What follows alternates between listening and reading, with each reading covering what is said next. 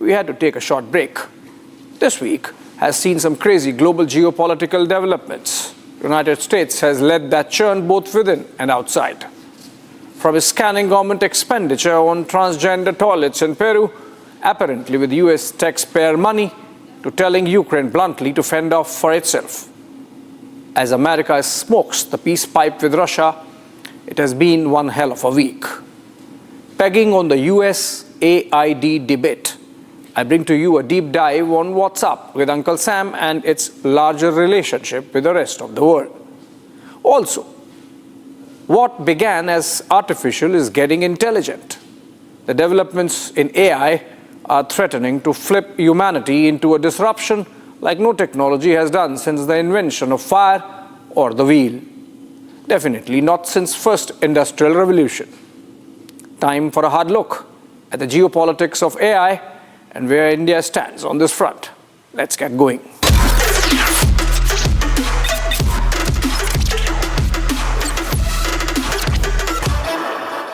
The Panama Canal is vital to our country. It's being operated by China. And they've abused it. They've abused that gift. It should have never been made, by the way. Well, we need Greenland for national security purposes. I've been told that for a long time, long before I even ran. I mean, people have been talking about it for a long time. Changing the name of the Gulf of Mexico to the Gulf of America, which has a beautiful ring that covers a lot of territory. Sometime in 2010, America faced a big diplomatic embarrassment with tens of thousands of classified documents getting out in the open on WikiLeaks via a US Army private, Bradley Manning. The leaked diplomatic cables removed all the fog off the foggy bottom, the headquarters of the State Department in Washington, D.C. Most of the documents pertain to US wars in Iraq and Afghanistan and had some national security consequences which the DC establishment had to scramble to contain. But the embarrassing bit were the cables that described America's friends through the eyes of its diplomats. Candid, uncensored, even colorful. The descriptions painted an unflattering picture of American diplomacy in the eyes of its friends and foes alike. Some examples. Italian Prime Minister Silvio Berlusconi was described as feckless, vain, and ineffective, sharing a close relationship with the alpha dog, Russian Prime Minister Vladimir Putin.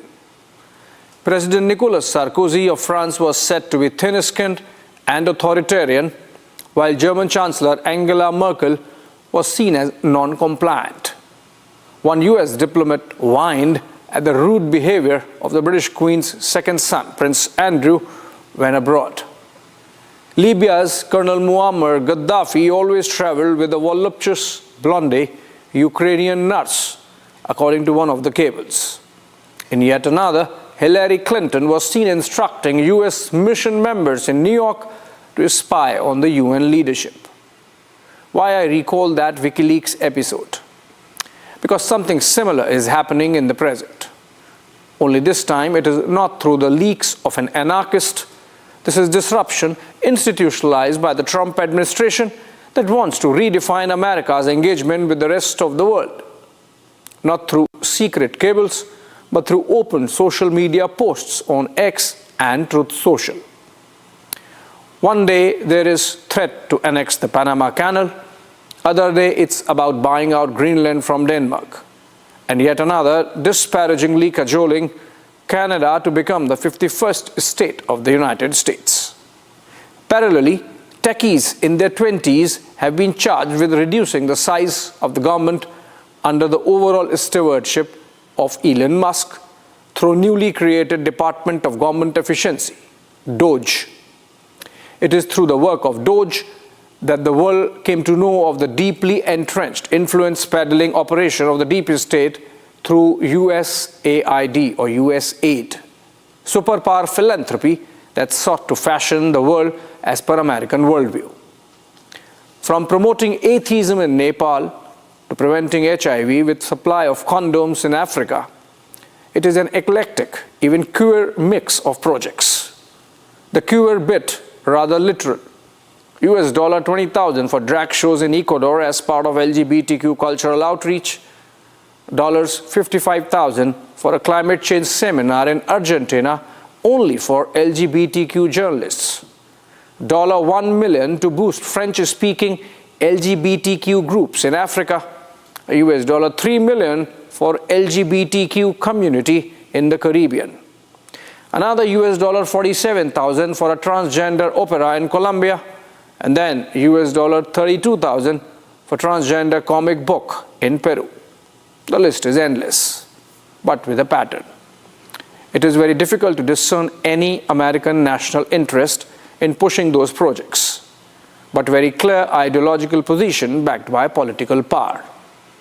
Listen to Trump's White House spokesperson, Caroline Leavitt.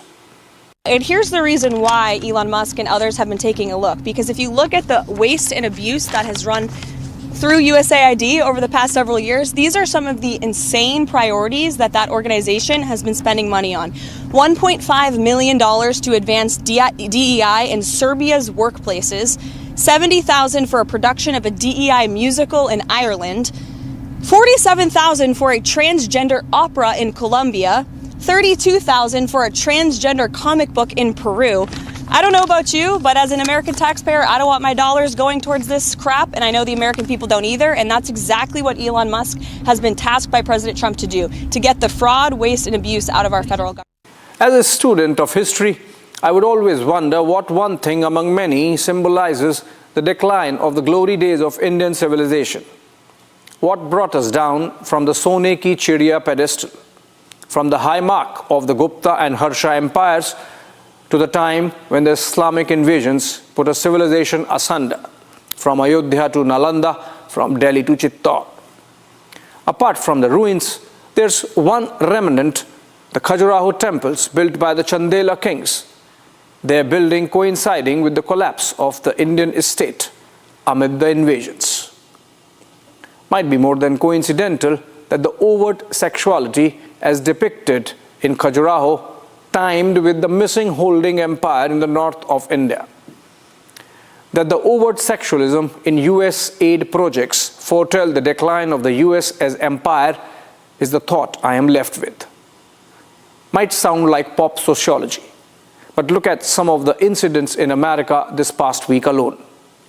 A military helicopter collides with a landing civilian aircraft over the Potomac in DC, killing all on board. Next day, an air ambulance crashes into a mall in Philadelphia with no survivors. Aircraft carrier USS Harry S. Truman collides with a merchant ship in the Mediterranean. The plane carrying Secretary of State Marco Rubio is forced to return to Joint Base Andrews after takeoff as it develops a technical snag. Rubio takes another plane to reach Germany for his participation in the Munich security dialogue. These are seemingly unrelated incidents, but there's a common thread. You can see a society betraying anxiety. There's a visible infrastructure collapse on the physical side, and then there is a psychological manifestation of those anxieties. It took a while for the Americans to realize that the world pocketed the money and went on to do its own thing. All the regime change, the hubris associated with influencing events of sovereign countries, propping dictators, demolishing democratically elected governments did not prevent the inevitable slide. One stark example. USAID funded a project for strengthening democracy in Pakistan through its political parties. Money is spent, $21.5 million, or roughly 400 crores in Pakistani rupees. Result, two of the three main political parties, the PPP and PMLN, are family-run enterprises. Leader of the third, PTI, is in jail. The Pakistan Army continues its proxy rule. Pakistan remains the strongest friend of China in the region and the single biggest reason outside of Afghanistan for all the bleeding of America in the last 20 years. So, from Panama to the Gulf of Mexico, now Gulf of America, from the border wall to Greenland, every bit of what Trump has said or done since his election victory reflects the anxieties of a power in decline trying to reverse the tide. They are not the land grab, of an expansionist power. They are more like castling, moat building to beef up national security. Doge is about bringing back fiscal prudence before debt cripples economy. Tariff wars are about getting off the high pedestal and look for equality in the Committee of Nations. USAID rollback is the rolling back of the Marshall Plan mindset with which the post-World War II America engaged with the rest of the world. No more paying from its pocket to buy influence. No more immigration at the expense of chaos at home. No more outsourcing at the expense of job losses in the national economy.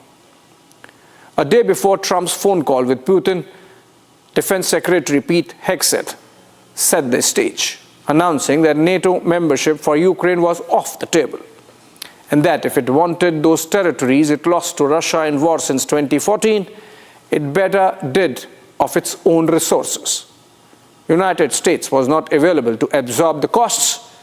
Simply put, Europe is no more an American protectorate. Fend for yourself. In a recent podcast with broadcaster Megyn Kelly, Trump's new Secretary of State, Marco Rubio, said that America was now in a multipolar world with multiple great powers in different parts of the world. He also said that the post-war global order is not only obsolete, but was being used against the US. Basically, what Rubio meant was that the days of US attempting to run the world were over.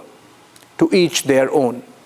Hegemony had to end someday, just that Trump's America is choosing to end it on its own terms. A post-American world brought to you by America itself. Moving on now for the next one. Prime Minister Narendra Modi attracted global attention from unlikely quarters this week. The world of artificial intelligence took note of an anecdotal reference he made to bias in AI during his speech in Paris as co-chair of the AI Action Summit organized by France. Listen to this. Friends, let me begin with a simple experiment. If you upload your medical report to an AI app, it can explain in simple language, free of any jargon, what it means for your health. But if you ask the same app to draw an image of someone writing with their left hand, the app will most likely draw someone writing with the right hand. Prime Minister's example of AI not able to show left hand writing because it is so overwhelmingly trained by right-hand writers is the mildest example of bias that he could have flagged. When asked on high-paying professions, for example, AI frequently fails to show up any black man in pictures. Last month saw a black swan event. China came out with its first AI chatbot, a large language model that did to Microsoft what Microsoft had done to Cisco 3 decades ago. Developed in a couple of months and in less than $6 million, DeepSeek packs more punch than Microsoft's ChatGPT that has taken billions already over the last 5 years. There was an immediate market response with big tech scripts crashing by $1 trillion, Nvidia taking the biggest hit. DeepSeek is akin to the Sputnik moment for Americans this century. It got more downloads in a week than what ChatGPT managed in 5 years. But here's the catch. Geeks got into asking some questions to validate DeepSeek's ideological bias and proved the fears right. DeepSeek goes blank when asked about Tiananmen Square. The Chinese AI is trained on Xi Jinping ideology of socialism with Chinese characteristics and has a clear Chinese, or rather Chinese Communist Party worldview on things. And not just geeks, monks got into it too. Delhi-based ISKCON monk Yudhishthir Das asked some probing questions from ChatGPT and also other LLM models. From the mundane like why is Sam Altman fighting with his sister to a similar set of questions on Hinduism, Islam and Christianity. Here's what he found. On Hinduism, the AI had exhaustive critique of the challenges the religion faces. When it came to same prompts on Islam and Christianity, the responses became nuanced. This has been highlighted in a much bigger way when Prime Minister Modi at the AI summit in France, he spoke about the biases within the AI. And I ran some tests on my own on using different AI models, ChatGPT, Perplexity, DeepSeek, and XAI to see what kind of results are they producing. And it was quite surprising. Certain information like about the activities of Sam, the CEO of OpenAI, Sam Altman, were being either declined or they were not being published for whatever reasons known to them. But the same information could be found via a simple Google search, like about his court case battles that he's been fighting with his sister. But OpenAI and ChatGPT somehow is not revealing that. So that set me thinking that what's actually going on. So I started looking deeper and I started asking some questions about being a monk. I started asking about Hinduism. And when I asked it to critique what are the major challenges in Hinduism, it immediately started giving me some prompts. And when I started asking it to do the same thing with other religions, Islam, Christianity, and so on, and the responses started changing. And I found this particularly very, very obvious on ChatGPT, but every form of AI that we have been experiencing has some amount of bias.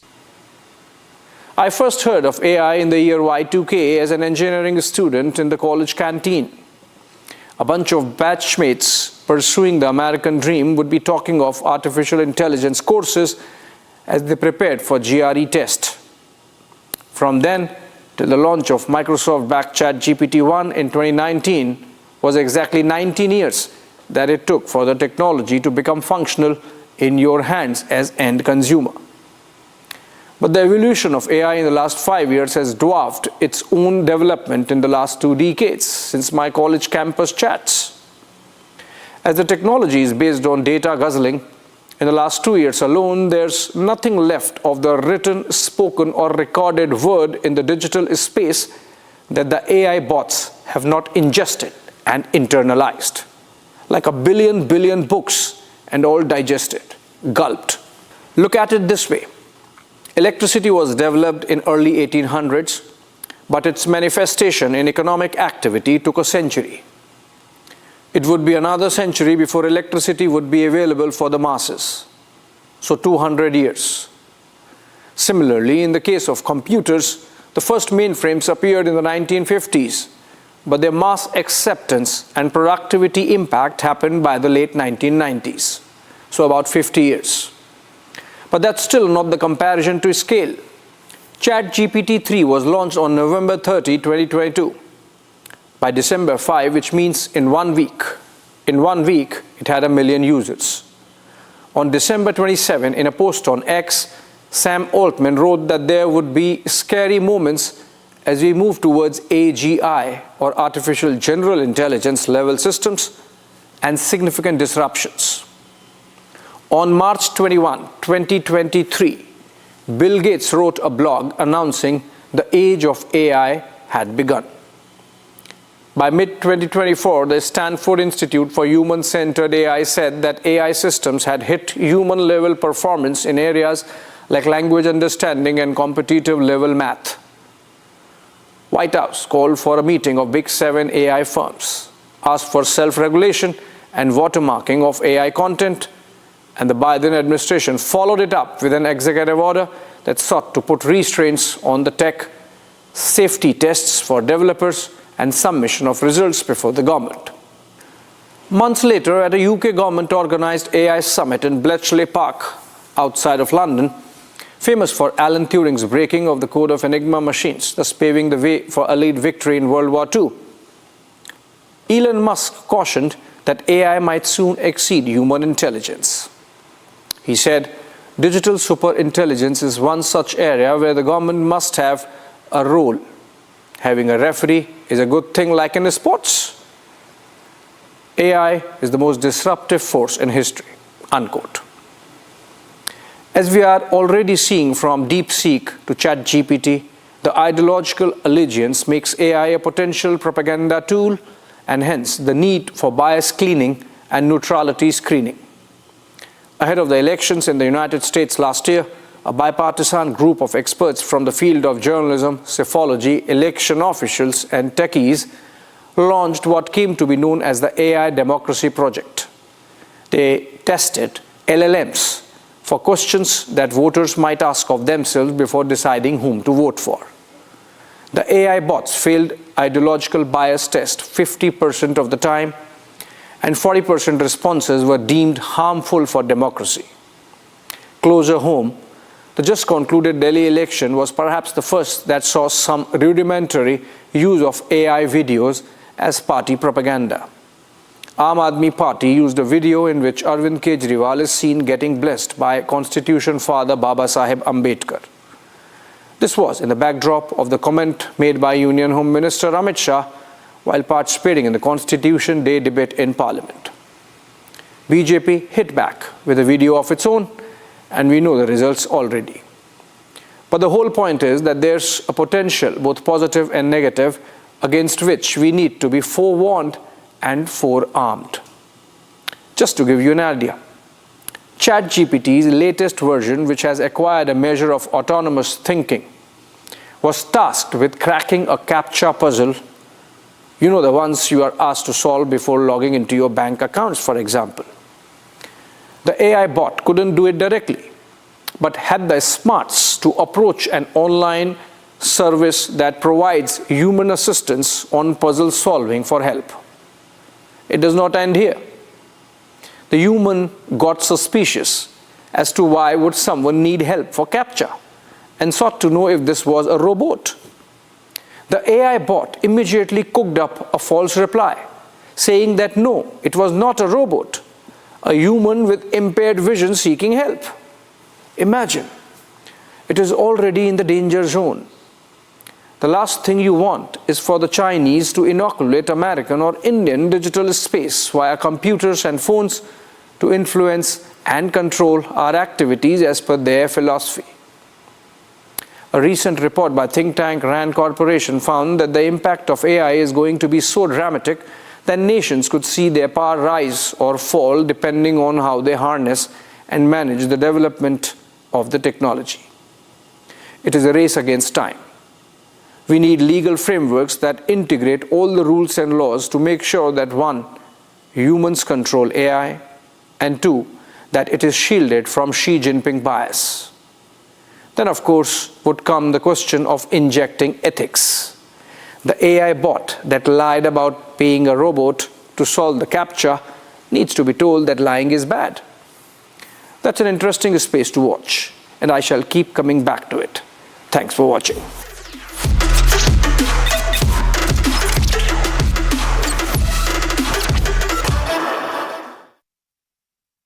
इसको घर पे लगाओगे तो शादी का तो पता नहीं, पर घर पक्का नहीं टूटेगा। रुंगटा नहीं तो घर स्ट्रॉन्ग नहीं। रुंगटा स्टील TMT बार एकदम सॉलिड। पहाड़ों में एक हाइकिंग शिप भी बन सकती है। In the India Today Best Universities Survey, India's #1 ranked universities in various streams are JNU Delhi, Amity University, AIMS Delhi, IIT Delhi, and National Law School, Bengaluru.